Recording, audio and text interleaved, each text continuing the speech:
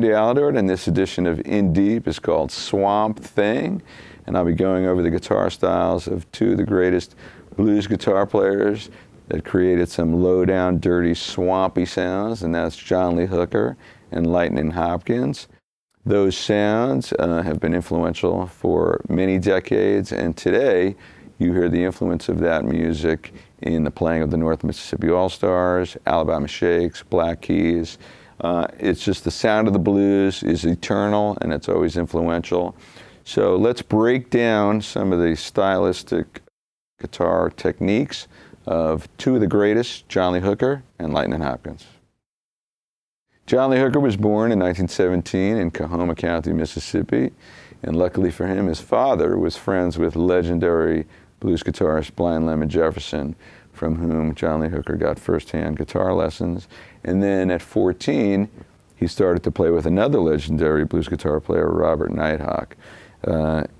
From playing with those guys, John developed his own signature style, and many of his early records feature him playing by himself or with one other guitar player. And one of the things that he did in his earliest recordings that has everything to do with the sound he got was he played in an open A tuning. So let's go over that tuning right now. Okay, in open A tuning, the 6th, 5th, and 1st strings are tuned normally. So 6th string is E, 5th string is A, 1st string is E, but the D string, the 4th string, goes up a whole step to E, the G string goes up a whole step to A, and the B string goes up a whole step to C sharp. So the 4th, 3rd, and 2nd strings all go up a whole step. Going across all the strings, the tuning is E, A, E, A, C sharp, E. This way, when I hit all the strings at once,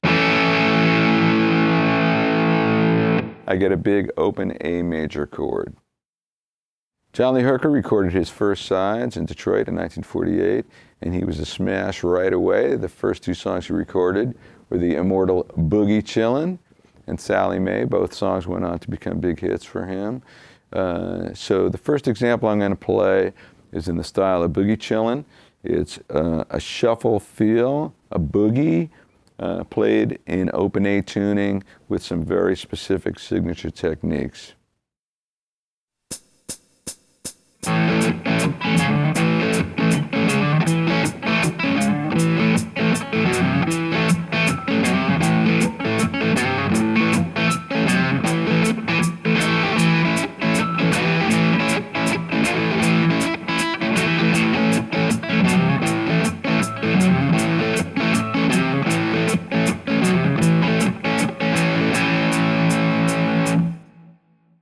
So as you can see, I'm using finger picking,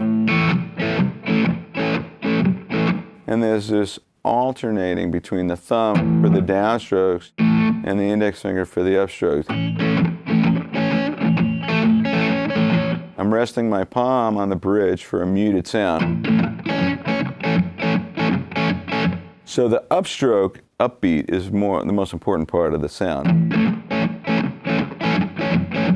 But that downbeat is in there too, because there's no other accompaniment. That's what drives the song along, is those muted string thumb hits and then the chords that ring out with the index finger on the upstrokes.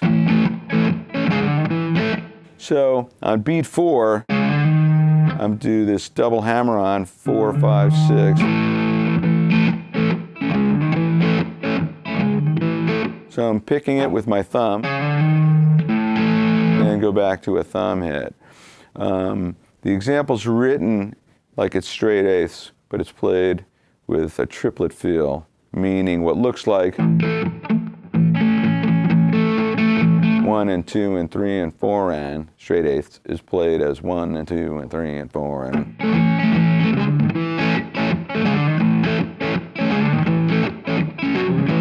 So after playing 4, 5, 6 3 times, I switched to 2, 3, 4.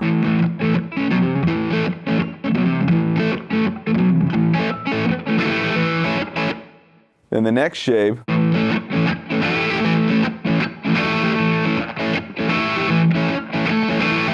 is just sliding up a bar on the 3rd fret of the top 2 strings. And in this tuning,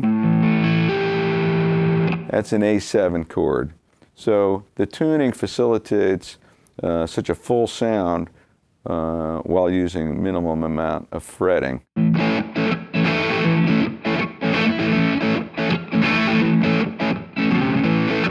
And then I went back to 2, 3, 4. And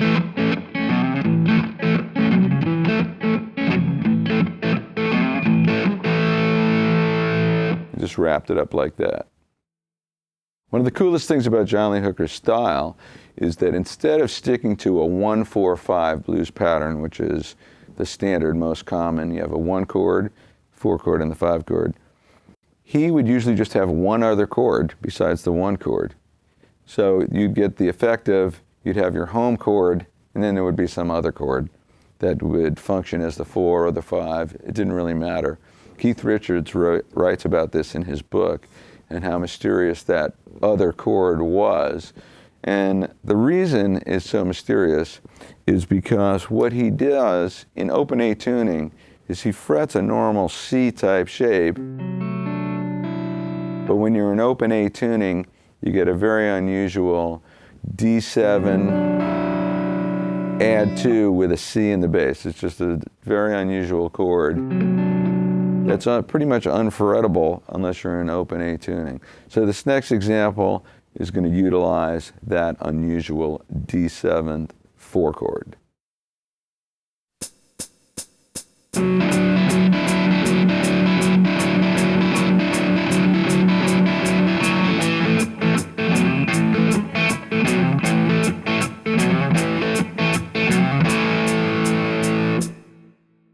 Okay, so you can see I'm still using that same finger picking pattern where the thumb does the downstroke on the downbeats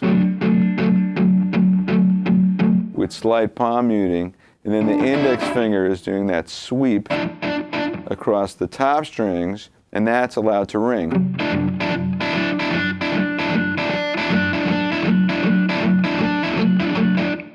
So it may seem like it's very simple, but to get the